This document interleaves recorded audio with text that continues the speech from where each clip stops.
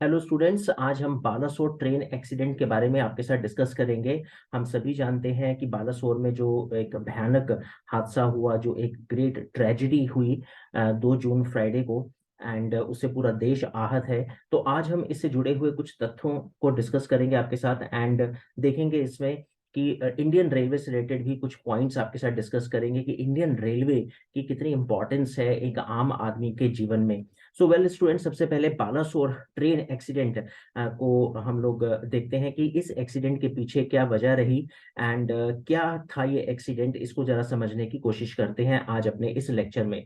तो well student, सबसे पहले हम अगर यहाँ पे देखें तो थोड़ा सा सीक्वेंस वाइज समझते हैं कि शाम 6:30 बजे हावड़ा से चेन्नई जा रही कोरोमंडल एक्सप्रेस उड़ीसा के बालासोर स्टेशन पे पहुंची और 6:55 पर कोरोमंडल एक्सप्रेस मालगाड़ी से टकरा गई। और इसके टकराने के पीछे क्या रीजन था वो अभी हम आगे चर्चा करते हैं।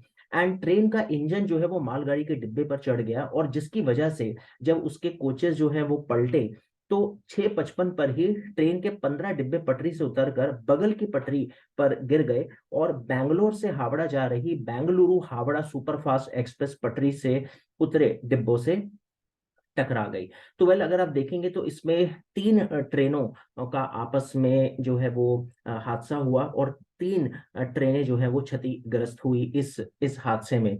तो वेल, सबसे पहले अगर आप देखेंगे तो इसे थोड़ा इस मैप के थ्रू समझने की कोशिश करते हैं।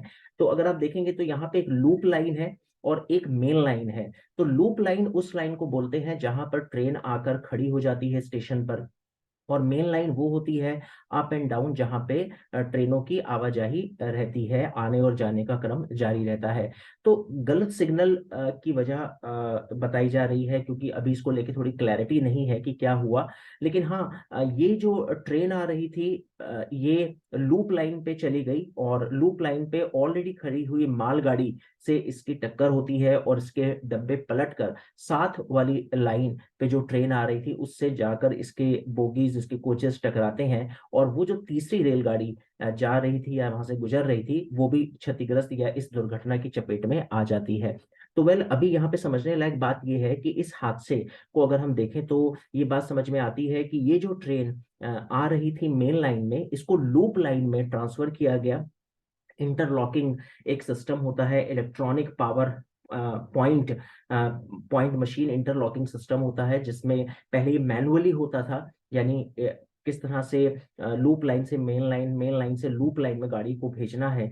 और अभी ये थोड़ा इलेक्ट्रॉनिक सिस्टम है, और इस इलेक्ट्रॉनिक सिस्टम के साथ कुछ छेड़छाड़ हुई, शायद ऐसा शक जताया जा रहा है रेलवे डिपार्टमेंट के द्वारा। और ये रेलगाड़ी लूप लाइन में आ जाती है, और लूप लाइन में ऑलरेडी खड़ी मालगाड़ी से टकराती है, और फिर इसके जो डब्बे पलट के दूसरी लाइन पे जाके गिरते हैं, और उस लाइन पे आ रही गाड़ी के साथ भी ये डब्बे और ये कोचेस टकरा जाते हैं। तो वेल, यहाँ पे अगर आप देखेंगे तो ये कोरोमंडल एक्सप्रेस है जो मालगाड़ी के ऊपर चढ़ी, और दूसरी साइड से Bengaluru Howrah superfast express train आ रही थी, जिससे इसके बोगी के डब्बे टकराते हैं। तो वेल, यहाँ पे अगर हम देखें तो ये जो हादसा है ये फ्राइडे को 2 जून की इवनिंग में अराउंड 7 बजे के आसपास उड़ीसा के बालासोर में हुआ। एंड बहुत भयंकर हादसा था। अभी तक जो जैसा आशंका जताई गई है कि इसमें 1000 से ज्यादा लोग इंजर हुए हैं, और 300 प्लस जो है इसमें कैजुअलिटी की संभावना बताई गई है। एंड यहाँ पर अगर हम बात करें तो रेलवे मिनिस्टर जो अश्वनी वैष्णव हैं, उन्होंने ये ऐलान किया कि इस ये जो अनफॉर्चुनेट एक्सीडेंट था, इसमें जो भी लोग मतलब मारे गए उनके रिश्तेदारों को 10 लाख रुपए का मुआवजा दिया जाएगा। 2 लाख रुपए उनको दिए जाएंगे जिनको सीवियरली इंजर्ड जो हुए, और 50,000 रुपए उनको जिनको माइनर इंजरीज आई है।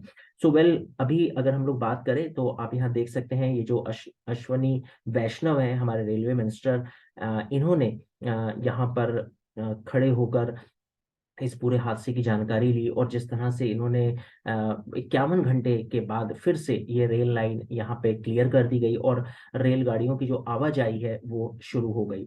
तो वेल स्टूडेंट, अब थोड़ा सा हम यहाँ पर इस पॉइंट को भी समझने की कोशिश करते हैं कि आखिर इंडियन रेलवे में ये हादसा क्यों हुआ।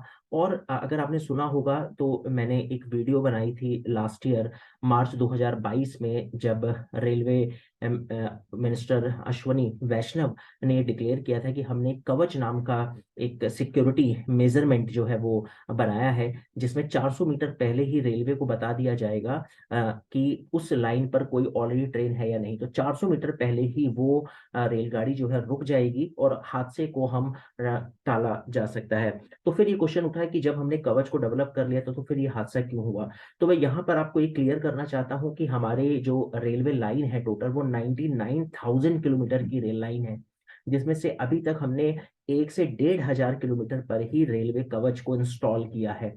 और अभी जो सरकार का टारगेट है, मतलब मार्च 2022 में इसका एक तरह से ट्रायल लिया था अश्वनी वैष्णव ने, और अभी तक इन मार्च 2022 से लेकर अगर हम बात करें तो जून 2023 तक 1,500 किलोमीटर पर ही हम अभी रेलवे कवच सिस्टम को इंस्टॉल कर पाए हैं। और इसके अलावा आगे जो टारगेट है रेलवे का, वो टारगेट है 34,000 किलोमीटर, जो बहुत ही हाई जोन माने जाते हैं, जहाँ पे सबसे ज्यादा ट्रेनों की आवाजाही रहती है, बड़े सेंसिटिव जोन है, ज्यादातर नेक्सलाइट एरियाज के आसपास पड़ते हैं, उनमें ये कवर सिस्टम ऑलरेडी लगाया जाए, मतलब वहां पर उसको लगाने की प्लानिंग है। तो आप समझ सकते हैं कि 99,000 किलोमीटर में अभी हमने 1,500 पे कवच लगाया है, और आगे टारगेट है कि 34,000 पे इसको सबसे पहले इंस्टॉल करेंगे, उसके बाद आगे के जो रेल लाइन है उनको कवर किया जाएगा। तो ये तो रही रेलवे के कवच की बात, इस कवच सिस्टम की बात, जिससे ट्रेन हादसे को काफी हद तक रोका जा सकता है। अब यहाँ पे एक बहुत इंपॉर्टेंट पॉइंट जो आपके साथ डिस्कस करना था वो ये कि इंडियन रेलवे क्या का ये जो हादसा हुआ, जैसा रेलवे ने डिक्लेयर किया कि ट्रेन की रफ्तार से हादसा नहीं हुआ, जो लोकोमोटिव जो ड्राइवर थे, जो उसके संचालक थे, उनकी कोई केयरलेसनेस की वजह से हादसा नहीं हुआ, सिग्नल की वजह से हादसा हो सकता है। और उसका जो मेन पॉइंट है, जैसा मैंने अभी आपको लेक्चर की शुरुआत में बताया, कि इलेक्ट्रॉनिक पॉइंट मशीन जो इंटरलॉकिंग सिस्टम है उसमें कुछ गड़बड़ी हुई। पहले मैनुअली होता था, ट्रेनों की लाइन को चेंज किया जाता था, मेन लाइन से लूप लाइन, लूप लाइन से मेन लाइन, शायद उसमें मैनुअली कोई छेड़छाड़ की गई उस सिस्टम में, और इस ट्रेन को जो मेन लाइन में जा रही थी इसको लूप लाइन में भेजा गया, जहां ऑलरेडी एक मालगाड़ी गुड्स ट्रेन खड़ी थी, जिससे इसका कोलिजन हुआ। सो वेल, भारी छेड़छाड़ से इनकार नहीं किया जा सकता। और अगर आप देखेंगे तो जो बालासोर है वो उड़ीसा में पड़ता है, और ये वेस्ट बंगाल को टच करता है ये एरिया, और यहाँ पे हैवी नेक्सलाइट एरिया भी माना जा सकता है। तो ये आशंका भी जताई जा सकती है कि शायद कोई नेक्सलाइट जो है या नक्सलवादियों की तरफ से कोई छेड़छाड़ की गई हो। तो आप समझ सकते हैं कि इंडियन रेलवे में एक आम नागरिक का जो जीवन है वो किस कदर असुरक्षित है। यानी अगर इंडिया में कोई भी आपको हादसा करना हो तो आपको कोई ज्यादा सोचना नहीं है, आप ट्रेनों को इजीली अपना टारगेट, अपना शिकार बना सकते हैं, किसी भी रेल लाइन के साथ आप छेड़छाड़ कर सकते हैं, और कभी भी किसी भी समय 300-400 लोगों को मौत के घाट उतारा जा सकता है। तो ये एक बहुत ही सेंसिटिव इशू है, बहुत ही सेंसिटिव मैटर है, जिस पर सरकार को काफी ध्यान देने की जरूरत है। वेल, अगर अब मैं इंडियन रेलवे से रिलेटेड आपसे कुछ पॉइंट्स आपके साथ आपको बताना चाहता हूँ, वो ये कि अभी इस हादसे की जो जांच है वो सीबीआई के द्वारा कराने की बात की गई है। अब सीबीआई जो है वो सेंट्रल ब्यूरो ऑफ इन्वेस्टिगेशन है, सेंट्रल गवर्नमेंट की बॉडी है, और सीबीआई का नाम तब लिया जाता है जब किसी भी हादसे में कोई षड्यंत्र की आशंका जताई गई हो, कोई कॉन्स्पिरेसी हो, तब सीबीआई को ये हैंडओवर किया जाता है। सीबीआई अगर चाहे तो मिनिमम इसको 3 महीने में भी केस को सॉल्व कर सकती है, और अगर टाइम लगने को 3 से 4 साल भी कम पड़ सकते हैं। जैसे सुशांत राजपूत का जब मर्डर केस हुआ था तो अभी तक सीबीआई की तरफ से कोई रिपोर्ट नहीं आई, जो कि 2020 का केस था। तो आप समझ सकते हैं कि सीबीआई को ये केस हैंडओवर भले ही अगर करा जा भी रहा हो, तो अभी कितना टाइम सीबीआई इसको इन्वेस्टिगेट करने में लेगी अभी कुछ कहा नहीं जा सकता। वेल, अगर इंडियन रेलवे की बात करें तो सबसे पहले मैं आपको ये बताना चाहूंगा कि आज 7,000 से ज्यादा रेलवे स्टेशन हमारे इंडिया में है। 2.5 करोड़ लोग जो है इसमें यात्रा करते हैं। यानी अगर आप देखेंगे तो ऑस्ट्रेलिया की जो आबादी है वो 2.5 करोड़ के बराबर है। तो हमारे ट्रेनों में 2.5 करोड़ लोग जो यात्रा करते हैं, कि ऑस्ट्रेलिया कंट्री के बराबर की जो पॉपुलेशन है उतना हमारी रेल जो है वो वहन करती है इतने पैसेंजर्स को। एंड दूसरी इंपॉर्टेंट बात, दुनिया का सबका चौथा बड़ा रेलवे नेटवर्क इंडियन रेलवे को माना जाता है। कुल लंबाई जैसे मैंने आपको बताया 99,000 किलोमीटर इसकी बताई गई है, और 12 लाख से ज्यादा कर्मचारी इसमें काम करते हैं। तो सातवीं सबसे ज्यादा रोजगार देने वाली ये वर्ल्ड की कंपनी मानी जाती है, यानी वर्ल्ड की अगर कंपनियों की सीक्वेंस बनाए तो उसमें सातवीं सबसे बड़ी कंपनी ये मानी जाती है रोजगार देने में, और भारत में सबसे बड़ी जॉब प्रोवाइडर है। वेल, अभी हमारे यहाँ पे 22,000 ट्रेनें चलती हैं, जिसमें से 13,000 यात्री ट्रेनें हैं और 9,000 मालगाड़ियां हमारे यहाँ पर चलती हैं। वेल, जैसा आप सबको पता होगा कि 1853 में British government east India company ने, लॉर्ड डलहौजी जब गवर्नर जनरल थे हिंदुस्तान के, उस समय इंडिया में पहली रेल चली मुंबई से थाने। तो 1853 से लेकर 1947 तक 54,000 किलोमीटर का ट्रैक जो है वो ब्रिटिश गवर्नमेंट बनाकर गई थी। और उसके बाद 1947 से 2023 तक हमने बाकी का जो 40 से 41,000, 40 से 41,000 किलोमीटर की रेल लाइनें जो है हमने बनाई। तो यानी आज टोटल अगर बात करें तो 99,000 किलोमीटर में से 54,000 किलोमीटर ब्रिटिश गवर्नमेंट के द्वारा डेवलप किया गया। नो डाउट भारत सरकार ने ये जो पुराने जो ट्रैक थे उनको डेवलप करने में काफी पैसा भी खर्च किया, और इस स्टैटिक्स के थ्रू आप समझ सकते हैं कि नए ट्रैक पर रेलवे का जो खर्चा है 2004 से 13 की अगर बात करें, जब डॉक्टर मनमोहन सिंह की सरकार थी, तो आप देख सकते हैं कि 47,000 करोड़ रुपए का खर्चा हुआ नए ट्रैक पर रेल का खर्चा। एंड यहाँ पे अगर आप देखेंगे तो 2014 से 23 तक हमने 1 लाख समथिंग करोड़ का खर्चा किया, 2.5 गुना हमारा बजट बना बड़ा नए ट्रैक पर रेलवे का खर्चा। तो आप देख सकते हैं कि ये 4 से 13 और फिर 14 से 23 का जो सफर है रेलवे ट्रैक पर खर्चे का, उसका हमने यहाँ पर आपको एक एस्टिमेट दिया। वेल, अब अगर हम बात करें तो रेलवे को लेकर पुराने कोचेस का प्रयोग आज भी भारतीय रेलवे करती है, और भारतीय रेलवे में आईसीएफ कोचेस जो हैं वो अभी भी कंटिन्यू है, जो कि बहुत आउटडेटेड कोचेस माने जाते हैं।